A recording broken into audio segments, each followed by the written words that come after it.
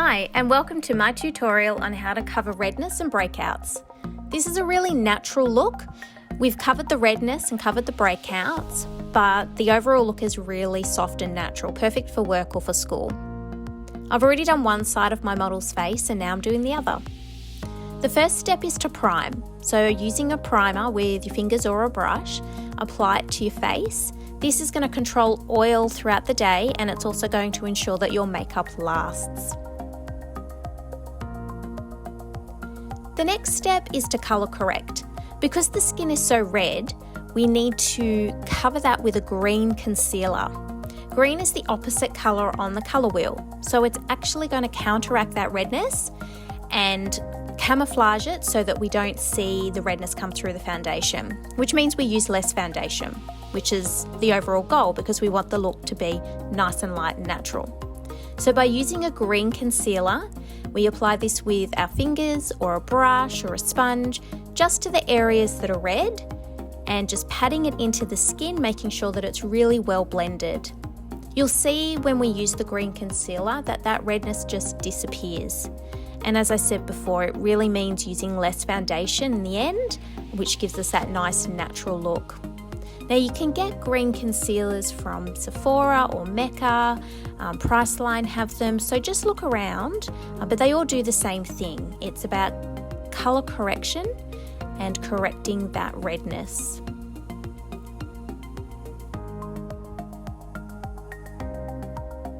Now, if you do use sponges or your brushes, make sure you wash them regularly. That's a really important tip. It's just making sure that the tools that you use are nice and clean. Now to set that colour correction, I'm going to set it with powder. So it's just a translucent powder, it doesn't have any colour to it. And I'm just patting that on with a brush, just making sure that it stays in place all day. And using a powder under foundation is a really good trick to helping to control oil as well. If your skin's a little bit oily, it's a really good tip. Now the next step is to apply your foundation. With a brush or with your beauty blender, just use a patting motion, kind of like a stippling motion. Make sure you blend it down the neck to the hairline and into the ears. But when you're using it on your face, we don't want to move that concealer. We don't want to move it out of place and move it around because we've put it exactly where we need it. So using a stippling motion, we're going to pat our foundation into our skin. And this is going to give a beautiful natural coverage. It's going to push the product into the pores and it's just going to look flawless. Make sure that your beauty blender is slightly damp if you are using one of those. I tend to use disposable sponges because I find them more hygienic. Again, if your skin breaks out, it's good to have disposable sponges, or as I said, wash your brushes regularly. But just use that stippling patting motion and build on the areas that really need a little bit of extra coverage and keep it fairly light on the areas that don't. Once you've done your foundation and you're happy with that and it's all well blended, and you feel, I just need a little bit of extra coverage, what we're going to do is use a concealer. So this concealer is skin coloured.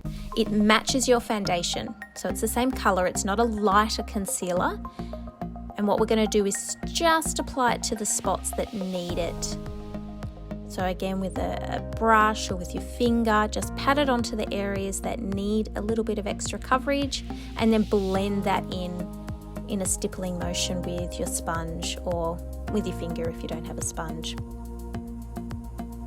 But by using product just where you need it, this is what gives you that nice natural look. We don't need to apply heavy makeup to our whole face. And just keep blending until it's all seamless and everything just transitions nicely, and you can't see where it starts and where it ends, and the redness is gone and it's all just flawless. Now to lock this into place, we do need to powder again. So we're going to use a translucent powder and in that patting motion with our brush as well, so we don't move anything around. We're just going to stipple that powder onto our skin, and that's going to lock everything in place and let it last all day. And that's it. It's a really simple look. It's nice, it's natural, it's fairly quick. You can apply blusher, lip gloss, mascara, and you're all ready for the day.